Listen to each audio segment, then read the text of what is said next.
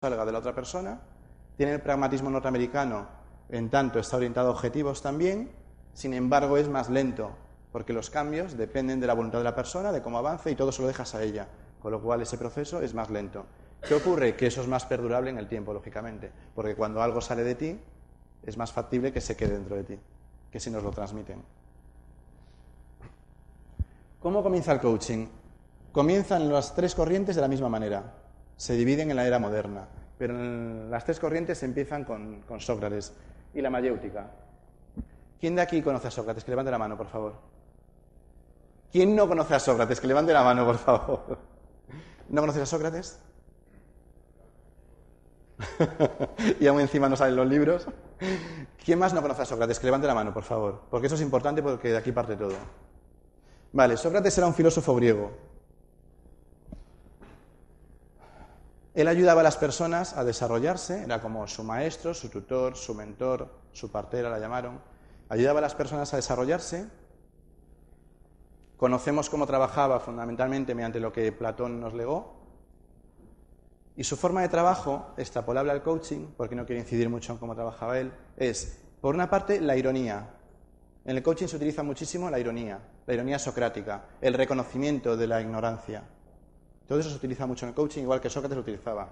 En un diálogo de Sócrates tú podrías leer, por ejemplo, maestro, me gustaría enseñar la virtud. ¿Y qué es lo que sabes de la virtud? Realmente no sé nada, no recuerdo el diálogo exacto, no sé nada. Y si no sabes nada, ¿cómo crees acaso que podrías enseñarla? ¿No? La ironía, el desafío es muy típico en los diálogos. Y después la pregunta, lo que es la mayéutica, lo que es la pregunta, el arte de la pregunta. En el coaching fundamentalmente se trabaja con preguntas. Porque si depende de que el otro hable y de que todo salga del otro, lo que tienes que hacer es preguntar. ¿De acuerdo? Este señor es Platón, y de él fundamentalmente se extraen lo que son las etapas del aprendizaje. ¿Conocéis todos lo de competente inconsciente, inconsciente competente y toda esta historia? ¿Alguien no lo conoce? Bueno, cuando una persona va aprendiendo, imaginaos para conducir, al principio, cuando no sabe que no puede o que puede conducir, es incompetente, no sabe hacerlo, pero es inconsciente, no sabe que no sabe hacerlo. ¿De acuerdo?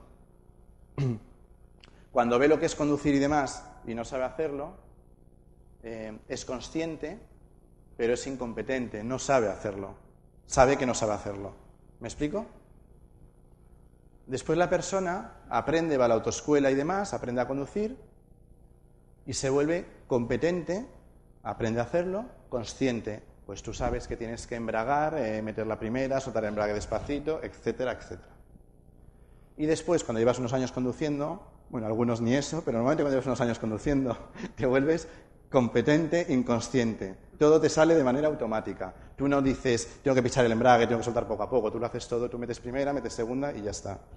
Bueno, pues esto ya viene de la Icasia, de la Odisis, de historias de teorías del aprendizaje de Platón.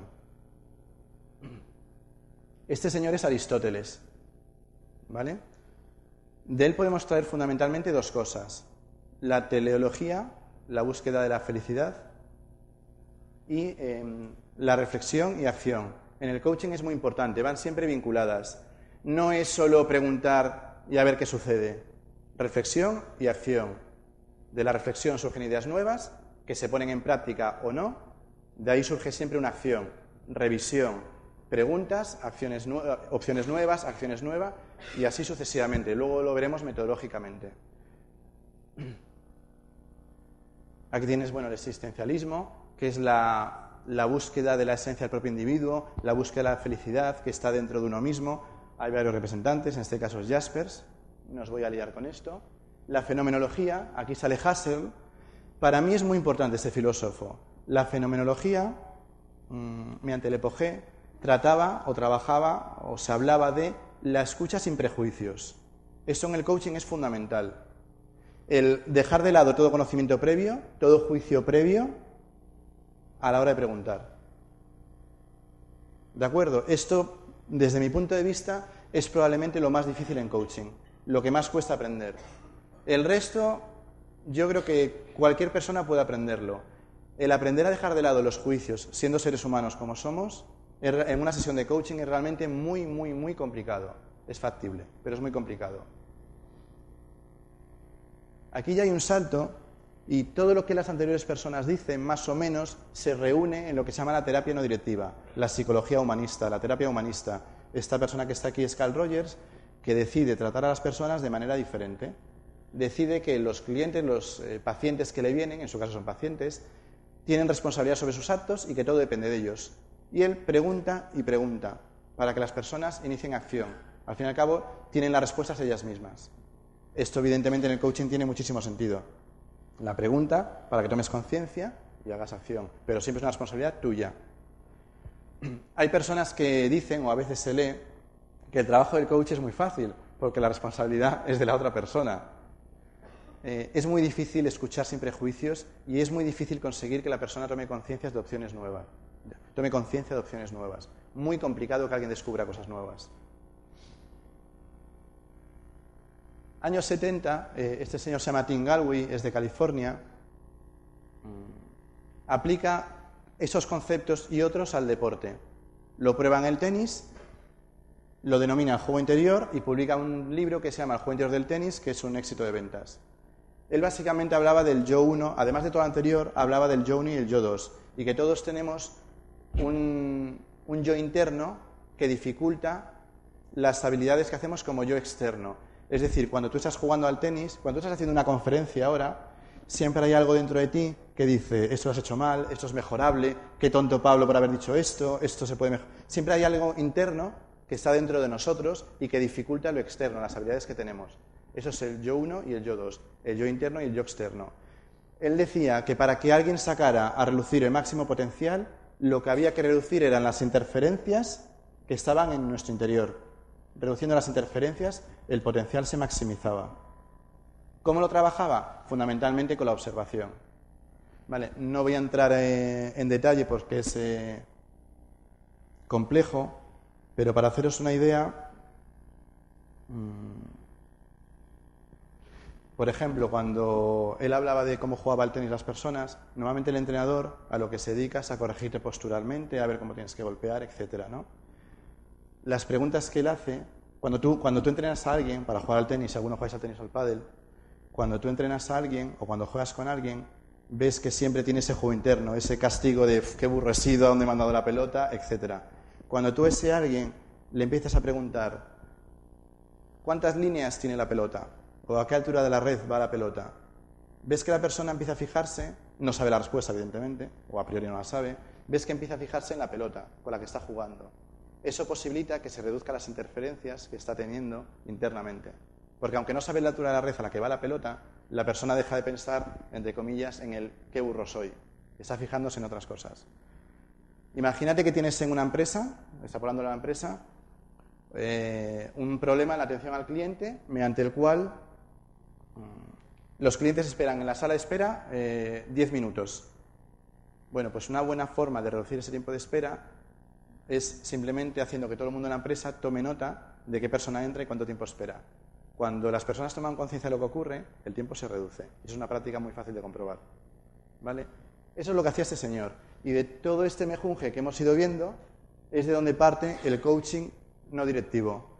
¿Alguien tiene alguna duda sencilla respecto a la historia? Porque después habrá ruegos y preguntas y podéis preguntar lo que queráis. ¿Pero alguien tiene alguna cosa que no haya quedado clara? ¿Está todo claro?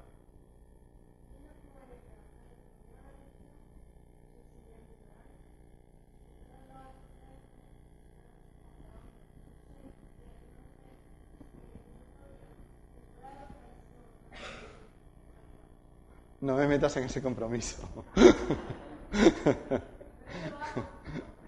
La verdad es que yo sepa, al margen de esas personas, hay como otras 30 y pico, 40 y pico representativas, no recuerdo ninguna mujer. Pero es probable que la haya, porque piensa que cualquier disciplina, cualquier cosa, viene de la aportación de un montón de personas.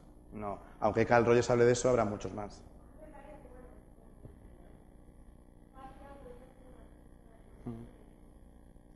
No, y seguro que muchas más personas. Es lo que digo, piensa cuando Carl Rogers es el máximo exponente de la psicología humanista, pero las cosas se hacen entre muchos. O sea, el conocimiento es global, no pertenece a un hombre ni a una mujer, el conocimiento es global y compartido.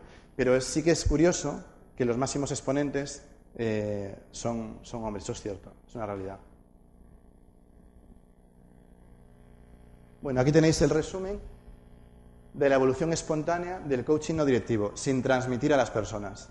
Coaching europeo humanista, como decía antes. Bueno, aquí veis un resumen de manera más visual. Fundamentos históricos, la mayéutica, psicología humanista y el juego interior como más importantes. La teoría viene definida por unos principios que en coaching se llaman conciencia, la toma de conciencia, autocreencia, creer que puedes hacer algo y responsabilidad, responsabilidad para hacerlo. Competencias, en coaching se habla de competencias o habilidades del coach. Y modelos, hay una serie de modelos para trabajar en coaching o no. ¿Vale? Pero a priori existen unos modelos para trabajar. Veremos uno, de hecho. Diferentes tipos de coaching en el marco práctico, personal, ejecutivo, de equipos, aquí hay una rata, y organizacional u organizativo. El enfoque de ellos es bastante diferente en cada uno de los casos. Y después de toda la historia, de todo el rollo histórico que os he alargado y de las definiciones, vemos que el coaching, finalmente, una definición bastante precisa y esquemática, es un proceso dialógico y praxeológico. Esas palabras raras quieren decir dialógico porque está basado en el diálogo fundamentalmente y praxeológico porque está basado en la acción. Praxeología, para quien no lo conozca, es la ciencia que estudia la acción humana.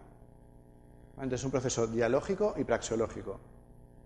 Es una sociedad temporal, dura un tiempo determinado marcado por los coaches, pero dura un tiempo determinado. Lo contrario generaría dependencia. Y de hecho es una de las problemáticas que tienen algunos tipos de terapia, la dependencia, a lo largo del tiempo. Está orientado clarísimamente a objetivos.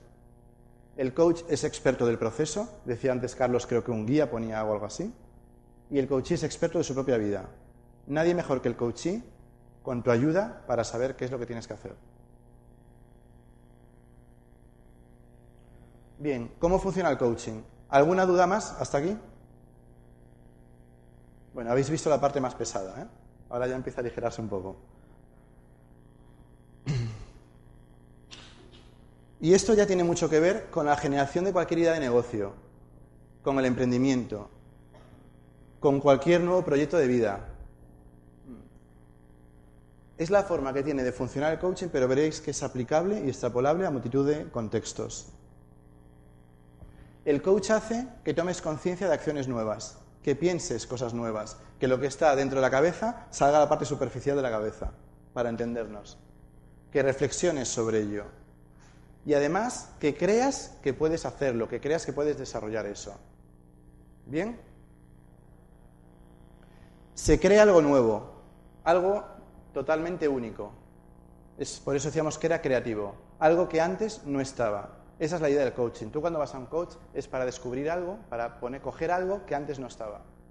¿Vale? Si no, no tendría sentido, evidentemente. ¿De acuerdo? Es algo nuevo. Tú quieres llevarte algo nuevo. Y a lo mejor no consigues el objetivo, pero como es ayudarte a dar los pasos para conseguir el objetivo, si te llevas algo nuevo que te acerque, ya será interesante, desde luego. Se crea una idea nueva, se genera un conocimiento único e irrepetible. Voy a explicaros de una manera práctica en qué consiste la toma de conciencia, porque si no, a lo mejor a alguna persona puede costarle verlo. ¿Nunca os ha pasado que después de un examen en la facultad vais para casa pensando en lo que habéis puesto, en lo que queréis hacer en el futuro, en la universidad, fuera de la universidad, vais pensando sobre todo el proceso y vais diciendo, qué tonto he puesto esto y yo quería conseguir lo otro?